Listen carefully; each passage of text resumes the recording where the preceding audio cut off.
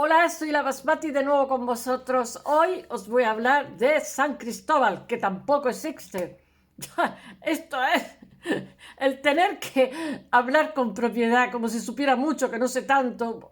Hay días que sé más que otros, todo hay que decirlo, porque me concentro mejor simplemente estudiar mucho ese tema hace años. Yo me quedo sorprendidísima, no existe San Jorge, no existe San Cristóbal. Ahora lo contaré, realmente el culpable es, ¿cómo se llama? Es que estoy buscando el nombre porque no hay información por internet de este cuadro, que se supone, ni siquiera se sabe ni de dónde sale este cuadro, que me parece preciosísimo. Aquí, here you are. Bueno, aquí que parece Sísifo, el niño, este es San Cristóbal, con el niño encima, el niño que lo lleva a pillar por los pelos, ¿eh? Y este pobretico que por poco se ahoga, ¿eh? Esas son unas aguas claras, porque algunas veces a San Cristóbal se le pinta con unas aguas turbulentas, con unos monstruos y unos demonios. No, no. Este San Cristóbal, alguien se lo encargó al pintor, que no sabemos quién es, y quería un cuadro alegre. Y le hizo un cuadro alegre, porque aquí los cristianos no viven como en plan medieval, como en un valle de lágrimas. Aquí el cristiano es fuerte, planta cara, no sé cómo decir. Es un cuadro donde el paisaje no es un relleno, el paisaje está vivo, está ahí, se calculan las distancias, tiene perspectiva. Aunque conserva también guiños y clichés del medievo, porque estamos saliendo de esa época. Sin embargo, es totalmente renacentista en montones de cosas. Aunque he de deciros que hay algo que llama la atención, y es que San Cristóbal, que se hace el patrón de los viajeros, los navegantes, los no sé cuánto, pero hasta hoy día, incluso gente que no es cristiana, pues realmente en 1562 la liturgia alemana lo saca fuera del santoral. Y entonces, pues claro, los pintores dejan de pintar San Cristóbal y ahora os vuelvo a enseñar cosas. Y realmente este es una anomalía que esté ahí, porque ha sido lo de Lutero, con las no sé cuántas tesis en las puertas de Gutenberg, que todos los días las cuento, por favor. Y realmente los ortodoxos sí que tienen una iglesia en esta época que la dedican a San Cristóbal, que es Calcedonia. Aparte, San Cristóbal que no existía, estoy buscando eh,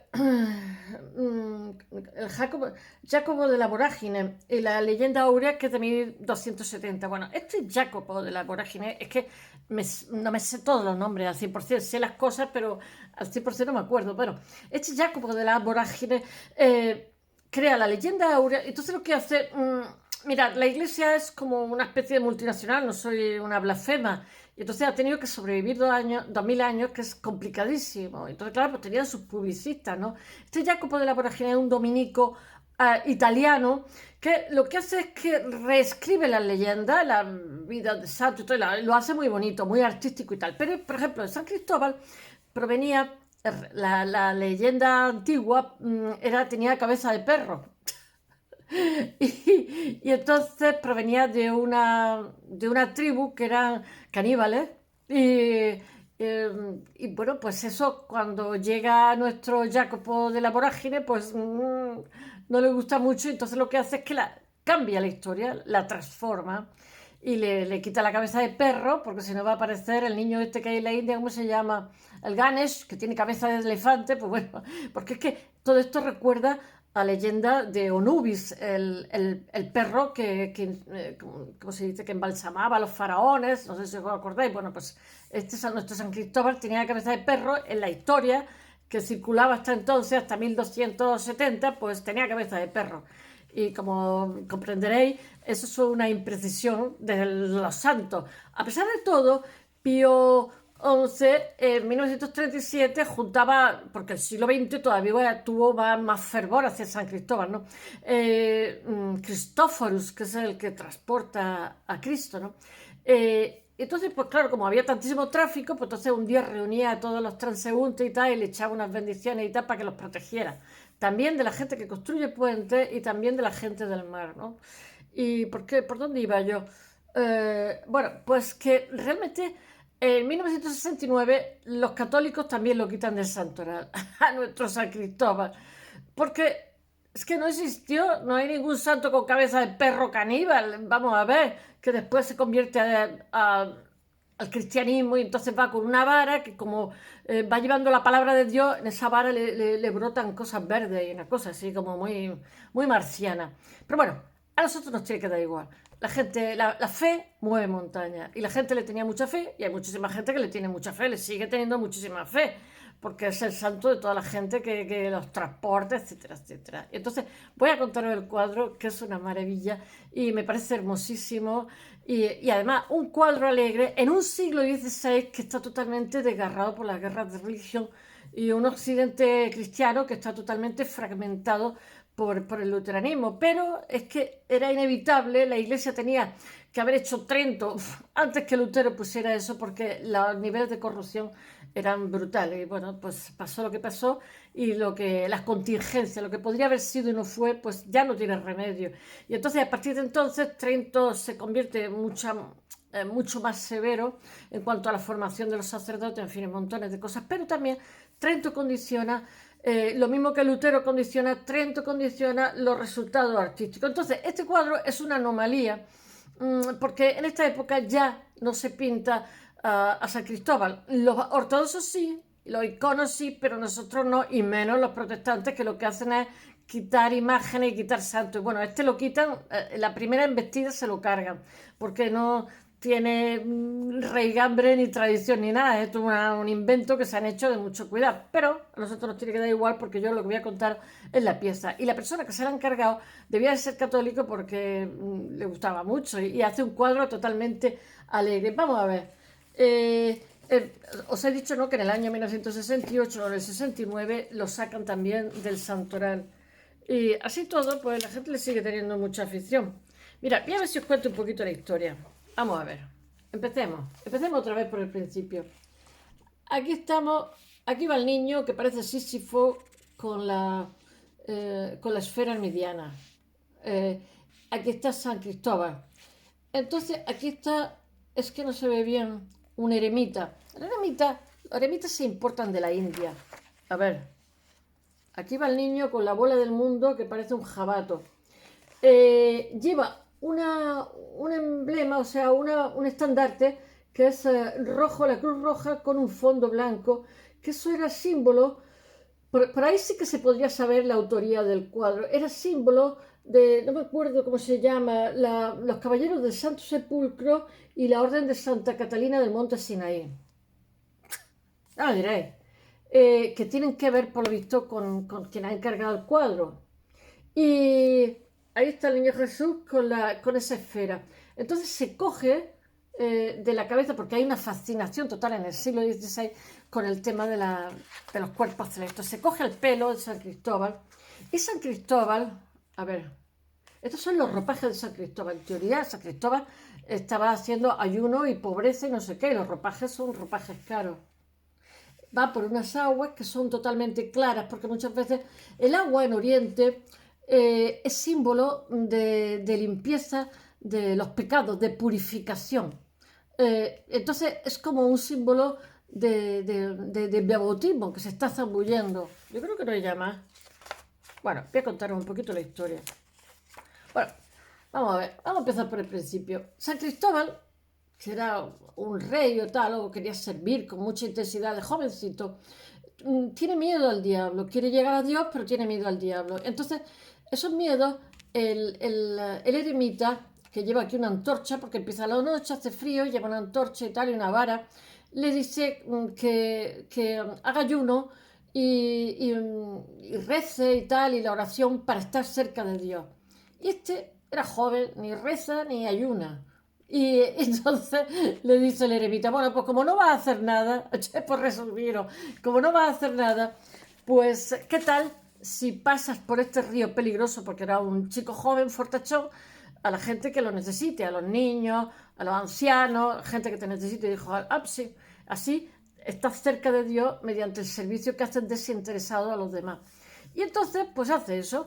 Y entonces le viene un niño que quiere cruzar el río y cuando el niño el niño Jesús con la bola del mundo, con el universo, la esfera armidiana, y entonces, que realmente son esas esferas que habréis visto que tienen como otro círculo alrededor, esa idea tan platónica de la perfección, ¿no?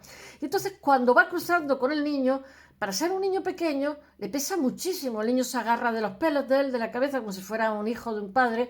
Y entonces cuando teme durante el trayecto de cruzar el río que se va a ahogar.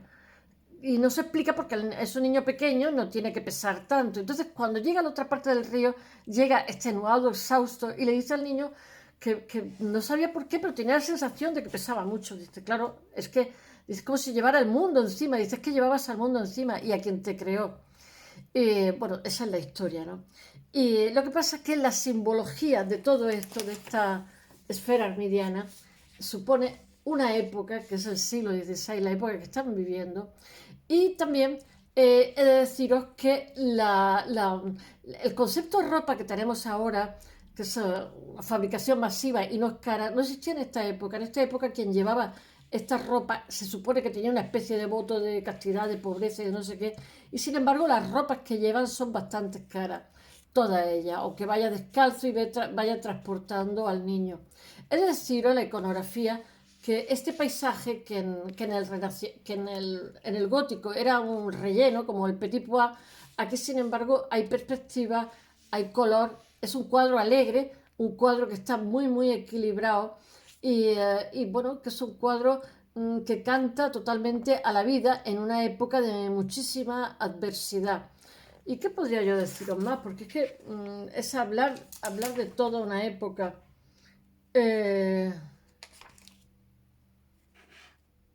que realmente es como si fuera también la simbología del bautizo que os he dicho, pero las ropas están infladas como si le diera un grandísimo viento a él, y a su vez son ropas muy coloridas, con lo cual se supone que la persona que le ha encargado el cuadro era una persona, o sea, el pintor quería hacer un cuadro alegre y no pintar una eremita falto de comida, mal vestido, andrajoso e irregular, con poca higiene. Y ha pintado a un hombre joven, musculoso, con una ropa bonita, cara, carísima, y ha hecho un cuadro alegre.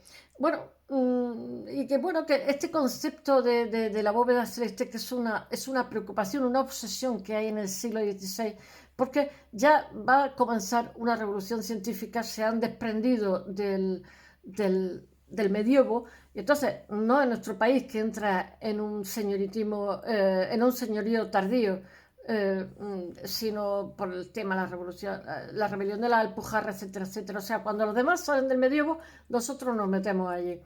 Y entonces, claro, se está preparando ya la revolución científica y ya hay muchísimos descubrimientos, etcétera, etcétera. Y entonces el cuadro realmente lo que está es reflejando la sensibilidad de la época. Pero he de deciros también una cosa, es muy curioso que en los museos, los cuadros que son anónimos están como en una especie de limbo, aunque sea un cuadro tan maravilloso como este, que no aparece por ningún sitio en internet, y están en un limbo porque el discurso que se ha fabricado, que yo estoy en contra, lo respeto, pero estoy en contra, es de cuando la gente ve, por ejemplo, Picasso, pues dicen, ay, la época azul, la fase azul, entonces lo ven en perspectiva con respecto a otro, ¿no? Entonces cuando presenta en un museo, aunque sea un museo como el Kunstmuseum, que es un museo importantísimo, un cuadro como este, que es un buenísimo cuadro de una determinada época, resulta que como ni tiene padre, ni tiene madre, ni perrico que le ladre, ni lo puede encuadrar en ningún autor ni tal, porque como la gente como que pasa de verlo, no lo miran porque no pueden encuadrarlo en ese esquema mental que se han hecho de que no se han hecho, de que las obras valen por sí mismas, no porque pertenezcan a la época azul de fulano o de mengano, o sea, tienen vida propia. Pero bueno, eso no es que ocurre en el Kunstmuseum, ocurre en el Prado y ocurre en todos los museos. Los cuadros que son anónimos y no se sabe bien la datación están en una especie de limbo que el espectador pasa de verlo. Bueno, y diciendo estas palabras, espero que os haya gustado Y bueno, mañana volveré con un arquitecto, no sé, me tienta a hacer Persiquier, que ha muerto hace pocos días, o un ingeniero que es el que hizo el Nintendo, que acaba de morir, que también es muy interesante. No sé, seguramente volveré con alguno de ellos. Espero que os haya gustado esta mañana.